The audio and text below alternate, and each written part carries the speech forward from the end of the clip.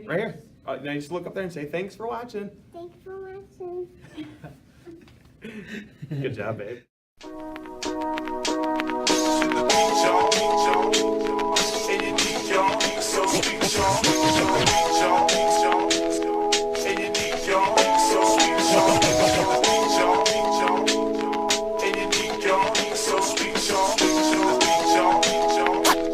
I'm gonna give you a taste of the shoe shot beat.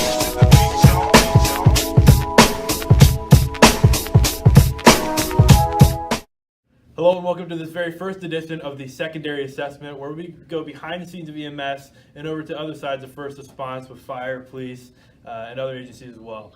Today we're here with Tyson Converse, who is a West Glens Falls Fire Assistant Chief and has had a long career in fire as well as EMS, I believe. Yes. Yep. So can you tell us a little bit about your career? What made you want to get into first response and where did you start? Actually, it's kind of funny.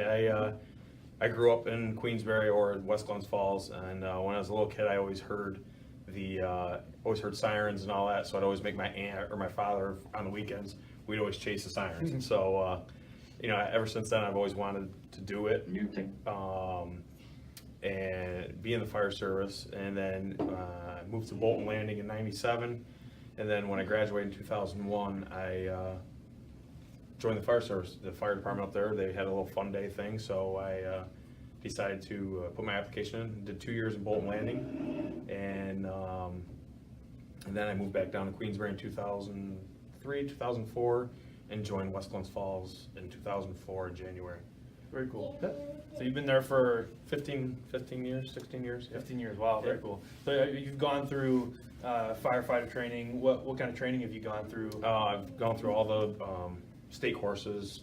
Back when I first got in, it was basic firefighter, and now today it's firefighter 1, much longer hours for the guys that are in firefighter 1. And then I've done several courses: rescue tech basic, pump operators, fire officer 1 I just did last year, which was a great course. Opens up your eyes more in the officer side of the fire service, and not as an interior firefighter or something that you do every day. It gives you more insight on, as an officer, what you should be doing.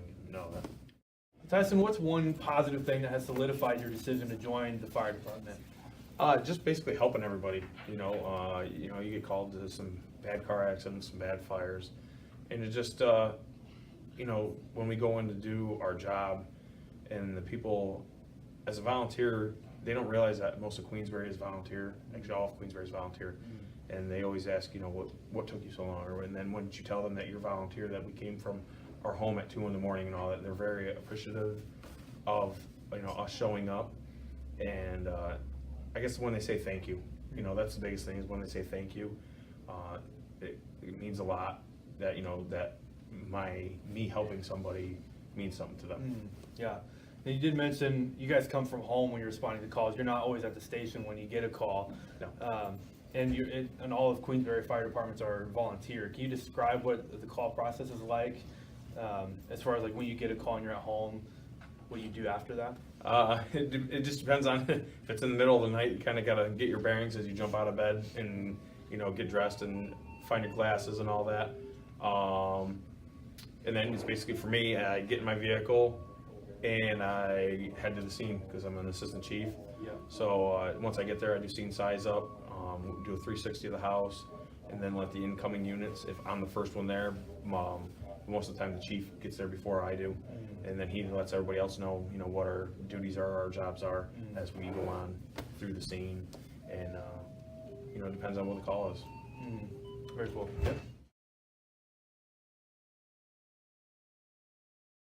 I think last fall, our first assistant chief, he was away, actually he was out, and I was at the firehouse and all that, and we got a call for a 13-year-old male that was struck by a vehicle on Luzerne Road up by, I think it was Indiana Avenue, and I happened to be the first one on the scene. Our other assistant chief was right behind me as we came in, and I saw the child laying in the road, and so I immediately called dispatch, or Warren County, the dispatch center, and immediately pressed life net in the air, and then I got out and started doing EMT stuff. And actually, Shane, he was second on scene. I heard him checking route, and it kind of was a relief when I heard him checking route and saw him coming down the road, because I happened to hear his sirens as he came down from the west, and he pulled up immediately right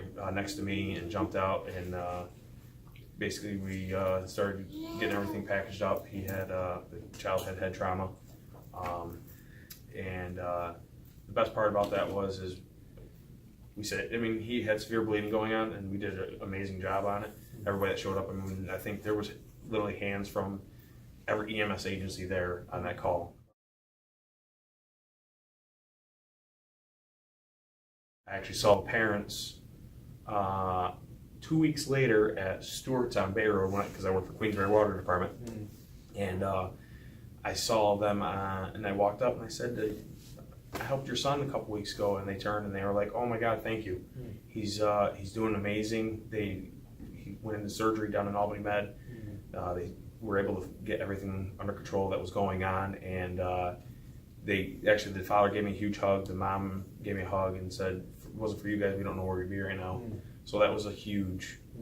That makes you do what we do as fire and EMS in Queensbury. You know, we really don't get anything for it. It's just being there to help people. So that was a big call. Yeah. So calls like that, it's when usually everybody comes out for that, and then the same with even with like a structure fire. You don't want to see someone's house go. And I mean, we've had some in the recent years. We've had some really good saves. One was up in Bedford Close, North Church Lane. We pulled up, and the garage was fully involved, but that was attached to the house. But we had one hell of a knockdown. Saved the house. That was another, you know, I said to the chief, you know, I did an amazing job.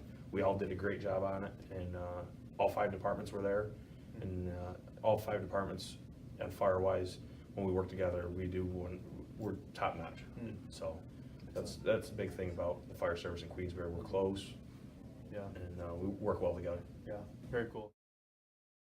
It's busy. You know, I put in 40 hours a week at the water department, and then you know, Monday nights I'm at drill,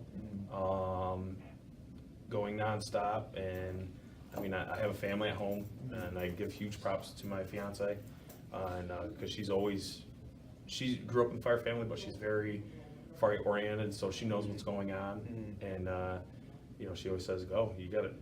You know, you got to go." So very thankful to have her, but it's busy. I mean, it's not, as an assistant chief, we're nonstop. Like, we're always doing something. Phone's always ringing, and you know, just trying to make sure the guys got everything they need, and make sure the trucks are taken care of, and just make sure our training's top notch.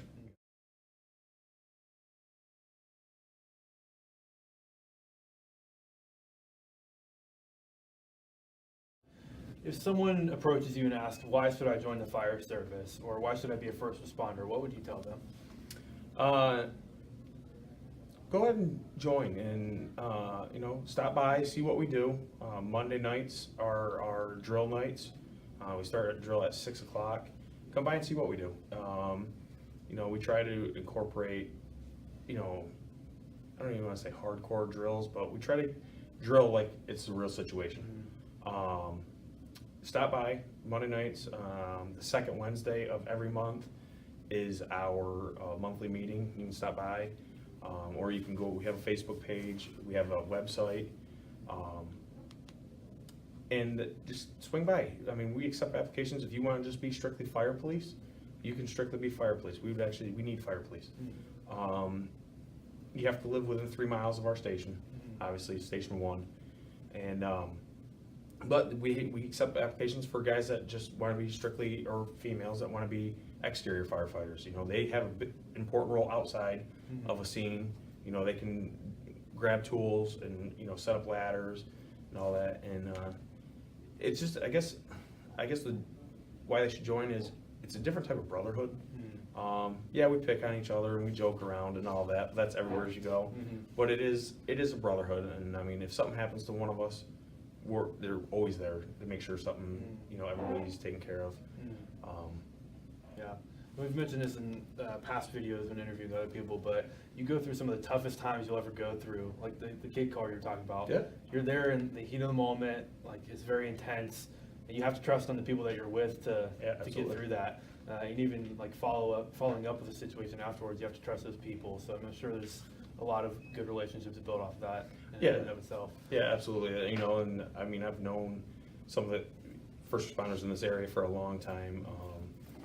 Like I said, I've been in 15 years, so I mean, I literally, it's weird because you'll show up to call, you know, with another department or something like that, and you're like, oh, those are new guys. You know, it's good because the old faces that you always see all the time, you know what they're capable of doing. You know they can come in and do the job, and then you get the new guys where you have to, you know, help them out. You know what I mean?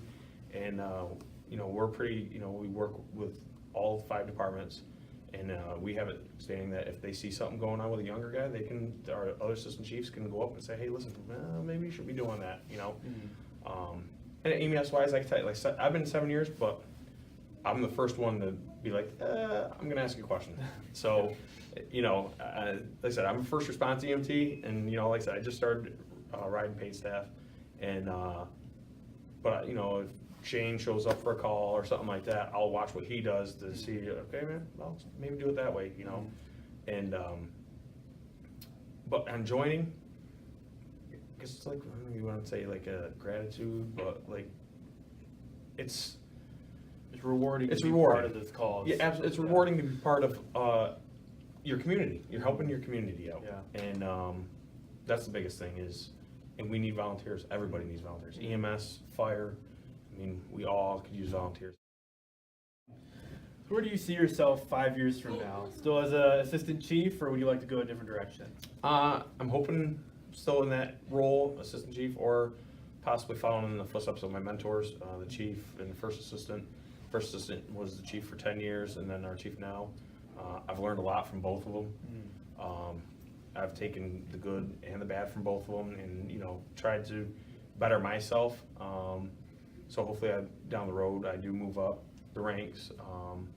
But you know, in 5 years, I mean, you know where you're going to be. I could be back being just a plain Jane fireman, which I'm okay with too. You know, but I would like to one day become the chief, and you know, hopefully, and you know, and go from there, and then just still being a firefighter and an EMT. You know, I love being an EMT. I really do. And you know, like I said, I have the support of my fiance, and my daughter loves being around everybody. It's like I said, it's a huge family. So you know, in 5 years, that's, you know, I'm hoping I'm still going and active and all that. Very cool. Well, thank you for your time today. No problem. Thank you guys for watching this very first edition of the secondary assessment. As always, be sure to like, share, and subscribe to these videos. Be sure to check out West Glens Falls website. And if you're interested in joining, stop by the station, get an application, and join. Everybody needs help. So as always, thank you for watching. Have a great day.